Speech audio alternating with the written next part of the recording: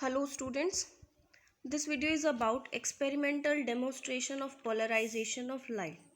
Polarization of light क्या phenomena है इसके बारे में हम पहले ही डिस्कस कर चुके हैं and you all know that light has wave nature as well as particle nature.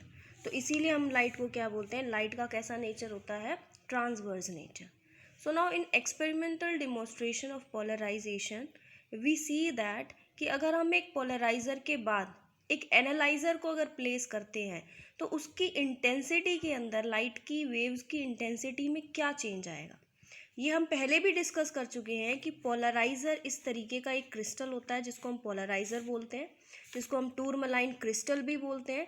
It behaves like a window, ताकि जो हमारी वेव्स अनपोलराइज्ड वेव्स आती हैं, अनपोलराइज्ड मीन्स जो कि सभी पॉसिबल डायरेक्शन के अंदर स्प्रेड हो, वाइब्रेट करें, उन वेव्स को बोलते हैं हम unpolarised waves.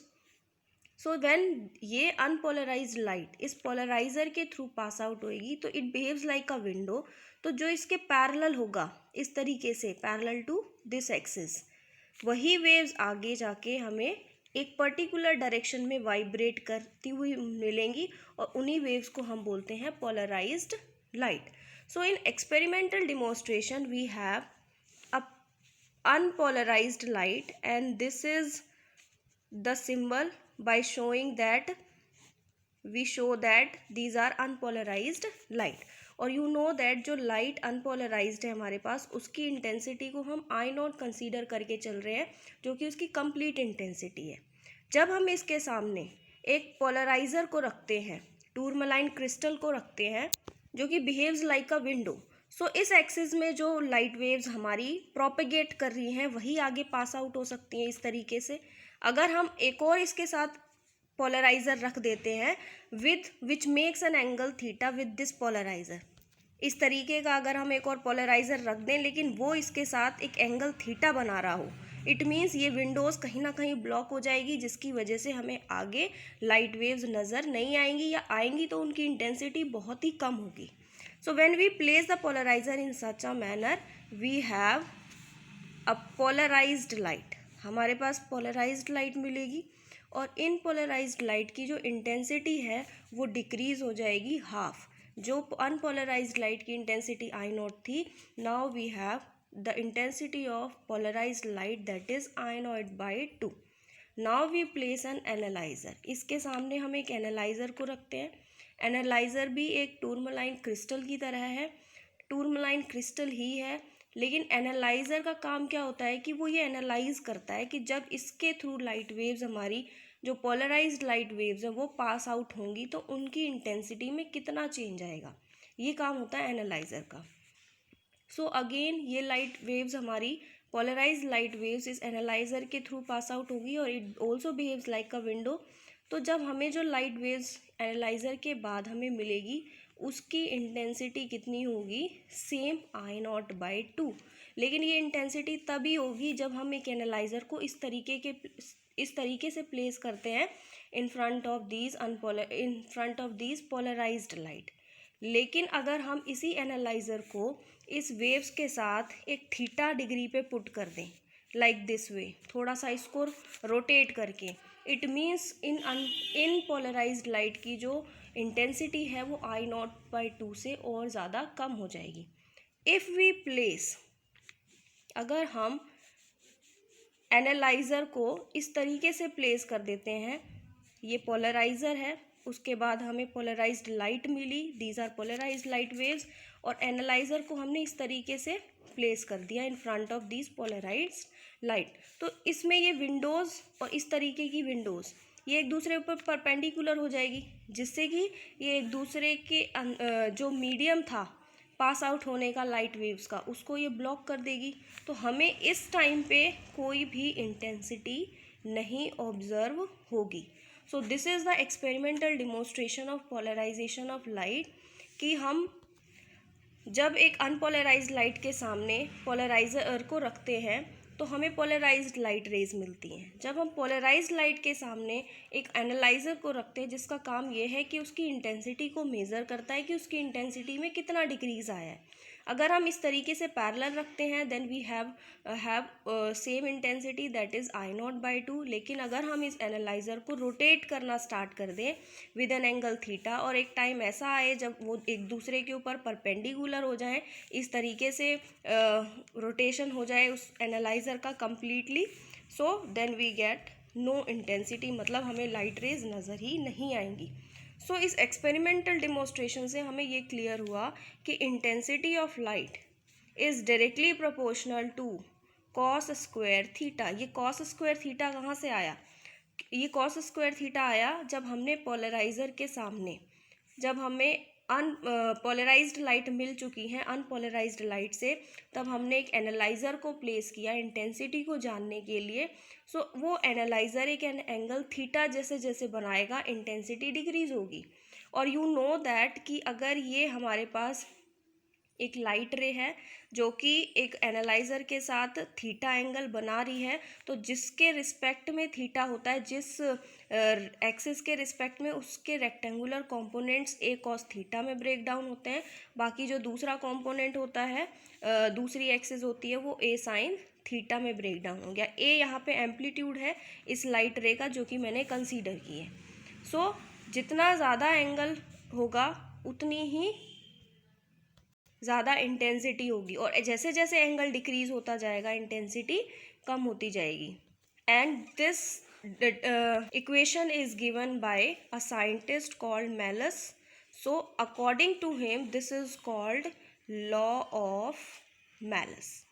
So law of Malus क्या है? It states that when a plane polarized light, this is plane polarized light, is incident on the analyzer, जब उसको हम एनालाइज़र के ऊपर इंसिडेंट कराते हैं तो intensity of the light transmitted by the analyser, जो इंटेंसिटी है लाइट की जो एनालाइज़र से ट्रांसमिट होने के बाद हमें लाइट वेव्स मिली हैं, is directly proportional, intensity is directly proportional to the cosine of angle between the polarizer, ये पोलराइज़र है जिसको हमने थीटा एंगल से पुट किया है, and plane of analyzer. So intensity is directly proportional to cos square theta.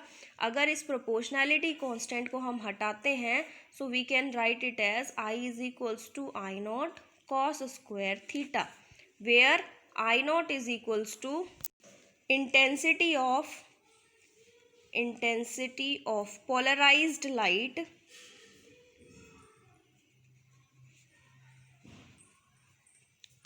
falling on analyzer,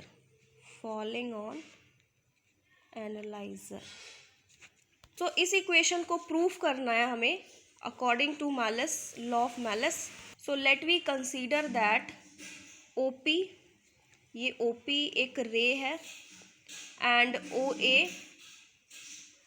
are plane of polarizer, ये polarizer के दोनों प्लेन हैं, and plane of analyzer, OP और OA एक plane of polarizer है और दूसरा ये वाला प्लेन ऑफ एनालाइज़र है, this is plane of polariser.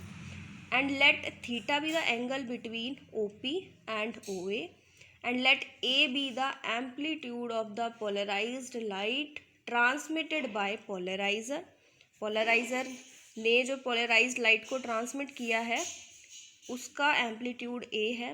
Now resolve करेंगे इस एम्पलीट्यूड को रेक्टेंगुलर कंपोनेंट्स में। So A cos theta along OA होगा हमारे पास, जो कि पैरेलल है to plane of analyzer. Analyzer इसी तरीके से तो रखा जाएगा, तो this is the plane of analyzer, उसके पैरेलल में रखा है प्लेन के। And A sin theta is along OM, this is denoted by OM, and this is perpendicular to the plane of analyzer, ये इस एनालाइज़र के प्लेन के ऊपर परपेंडिकुलर है। So only the parallel vibrations are pass through analyzer, लेकिन analyzer के through सिर्फ parallel vibrations ही पास आउट होंगी, क्योंकि परपेंडिकुलर, क्योंकि जो लाइट रेज होती है सभी वाइब्रेशन डायरेक्शन में वाइब्रेट तो करती हैं, लेकिन एनालाइज़र और polariser behaves like a window, so जो उसके पैरेलल होंगी लाइट रेज वही पास आउट होंगी। So we can say that intensity is directly proportional to amplitude का स्क्वायर, एम्पलीट्यूड के स्क्वायर के डायरेक्टली प्रोपोर्शनल है इंटेंसिटी।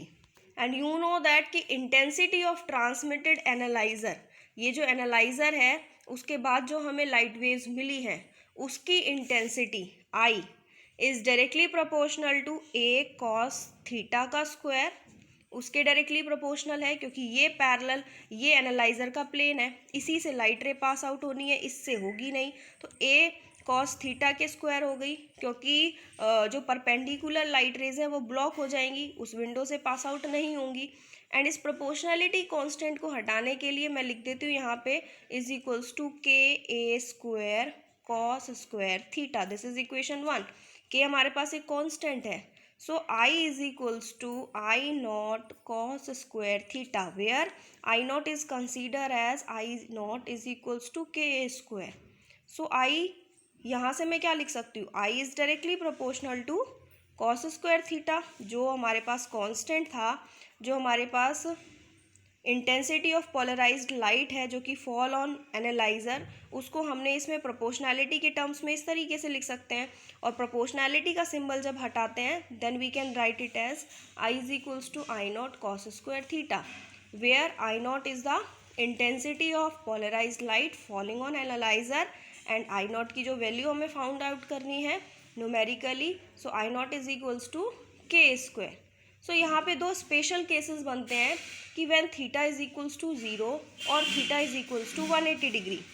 सो स्पेशल केसेस यहाँ पे जो बनते हैं, स्पेशल केसेस, फर्स्ट केस बनता है जब थीटा हमारे पास 0 हो या फिर 180 डिग्री हो, and you know that cos 0 degree की वैल्यू 1 होती है, और कॉस 0 तब भी होगा जब पैरेलल होगा पोलराइजर एंड एनालाइजर, और 180 डिग्री जब होगा जब एनालाइजर और polarizer are anti parallel to each other. उस केस में जो इंटेंसिटी होगी which is equals to I is equals to I not. Now the second case is when theta is equals to 90 degree, it means that polarizer and analyzer are perpendicular to each other, and you know that cos 90 degree is equals to 0.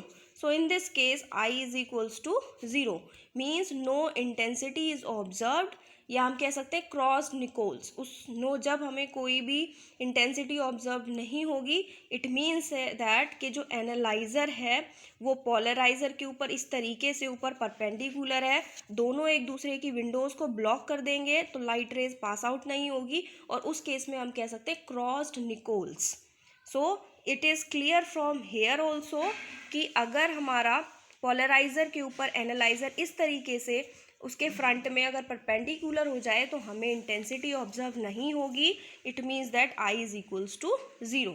So this is all about experimental demonstration of polarisation of light और transverse nature of light, और a very important law called law of malice.